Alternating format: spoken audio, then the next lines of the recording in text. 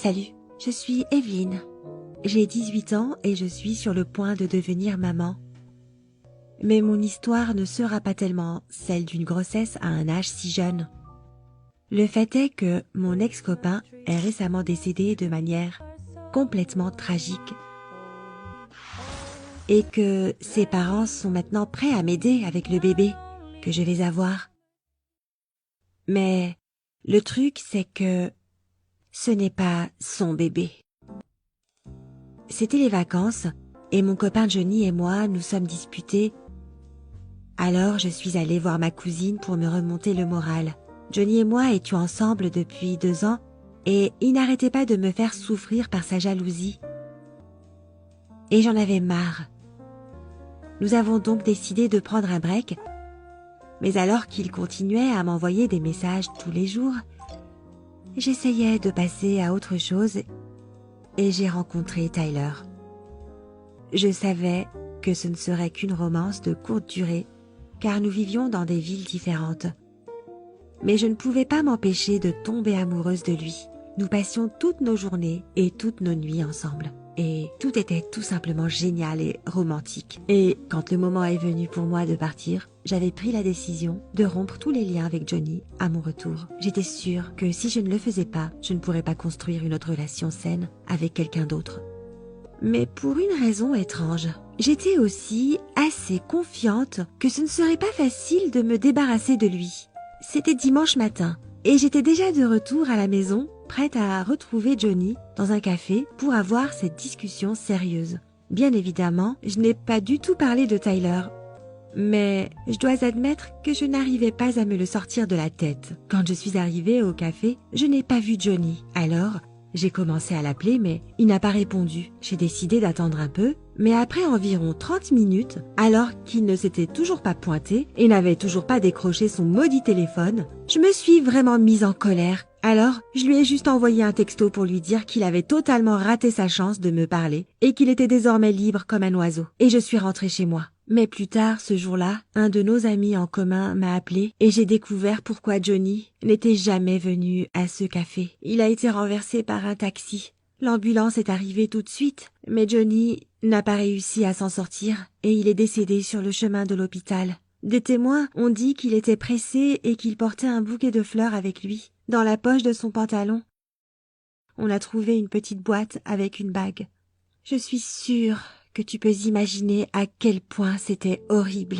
En plus, tout le monde autour de moi me voyait comme la veuve de Johnny parce que, pour eux, nous étions censés être ensemble. Et je me suis sentie, je ne sais pas, tellement coupable quand je présentais mes condoléances à ses parents. Je sentais que je devais rester en contact avec eux après qu'ils ont perdu leur fils unique. Et sa mère, oh, elle a insisté pour que j'aie cette stupide bague.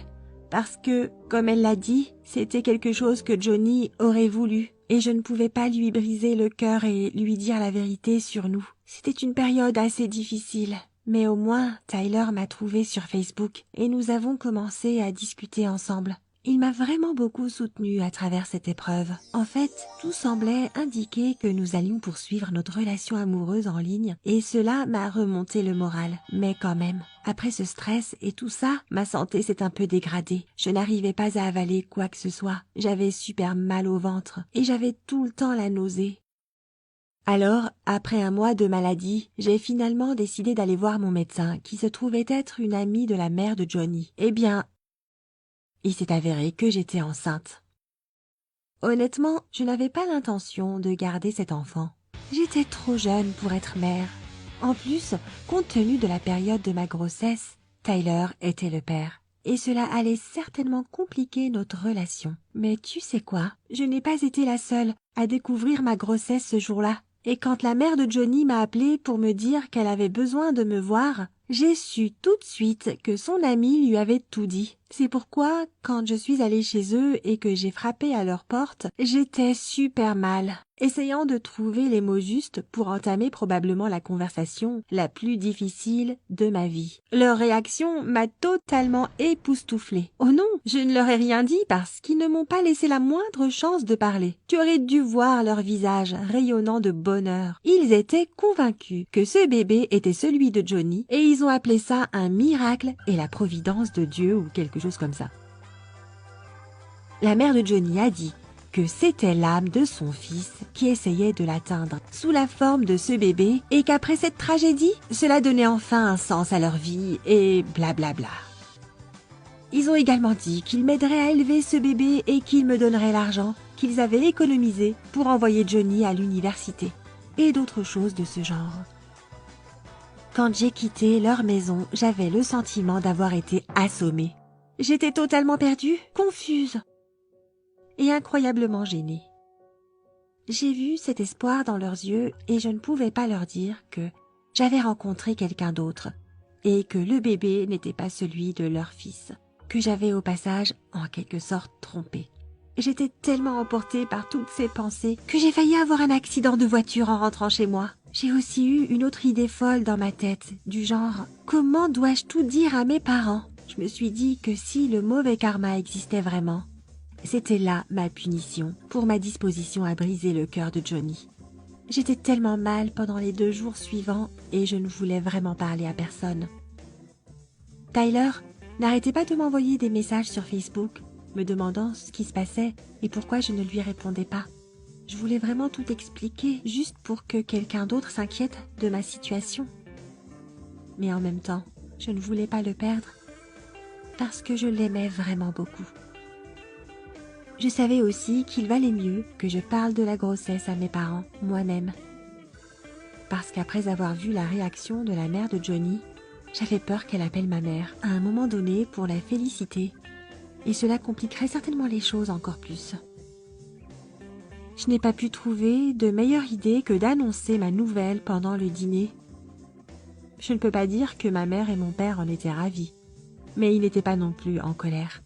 Franchement, ma mère s'est un peu vexée que la mère de Johnny ait appris l'existence de son petit-fils en premier, et il s'est avéré qu'elle pensait aussi en faveur de cette histoire de réincarnation. Papa a dit qu'il pensait que j'étais assez intelligente pour être au courant des méthodes contraceptives. Mais, encore une fois, il ne s'est pas vraiment mis en colère comme je le pensais. Mes parents ont donc décidé d'organiser un dîner et d'inviter les parents de Johnny pour discuter de notre situation qui devait avoir lieu le vendredi suivant. Et jusqu'à ce jour, j'ai essayé d'éviter de parler à qui que ce soit, surtout à Tyler, parce qu'honnêtement, je ne savais pas quoi lui dire.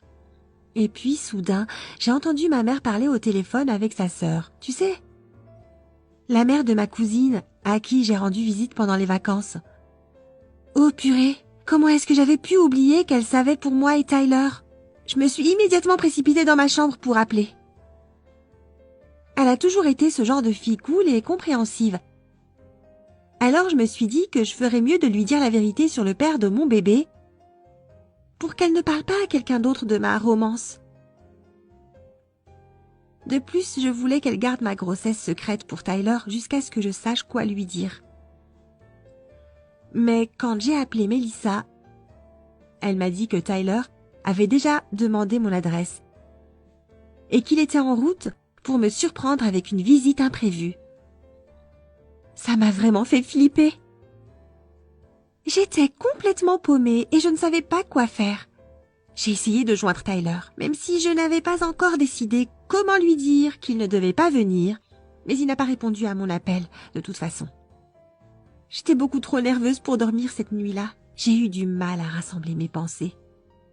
Et j'ai même essayé de jouer sur les conséquences probables de ma révélation. Mais aucune n'était assez satisfaisante. Il semblait que, quelle que soit la décision que je prendrais, elle blesserait quelqu'un. C'est pourquoi j'ai pensé que rien ne pouvait être pire et le matin j'ai dit la vérité à mes parents. Et par là, j'entends que je leur ai tout dit. Tu te souviens de la réaction de mes parents à l'annonce de ma grossesse et à quel point j'angoissais? Eh bien, ce n'était rien par rapport à l'annonce du vrai père du bébé. Leur réaction n'était même pas proche de celle que je pouvais imaginer. C'était bien pire. Maman a commencé à me crier dessus pour mon imprudence et m'a reproché d'avoir berné les parents de Johnny et elle avait totalement raison pour chaque mot qu'elle prononçait. Mais la réaction de papa a été la pire. Il n'a rien dit et est parti au travail. Mais avant de partir, il m'a lancé un regard de déception totale. Et cela m'a fait tellement de mal que j'ai fondu en larmes. Dès que je me suis un peu calmée, Maman m'a tendu le téléphone et m'a dit que je devais appeler les parents de Johnny et tout leur dire moi-même. Malgré le fait qu'elle était aussi en colère contre moi, elle me tenait la main pendant que je téléphonais à la mère de Johnny. C'était extrêmement dur, mais je me sentais quand même soulagée au fond de moi, même si la seule chose que la mère de Johnny m'a dite était qu'elle espérait que moi et le bébé allions bien, mais qu'elle voulait que je reste en dehors de leur vie. Les sanglots sont revenus aussitôt, mais cette fois-ci, ma mère m'a serrée dans ses bras et m'a dit de rester calme pour le bébé, ce qui signifie en fait que je n'avais toujours pas d'autre choix que de le garder. Ça a été le jour le plus difficile de ma vie car le soir, Tyler est arrivé et mes parents ont insisté pour que je lui dise la vérité tout de suite. Quelle ironie! Il pensait me surprendre, mais c'est lui qui a été surpris à la place. Il a dit qu'il avait besoin de temps pour faire face à la nouvelle et je ne pouvais pas le lui reprocher. Pour l'instant, cela fait 1 semaine que nous ne nous sommes pas vus et nous n'avons pas parlé. Tu as aimé mon histoire? Alors clique sur j'aime et n'oublie pas de t'abonner à notre chaîne.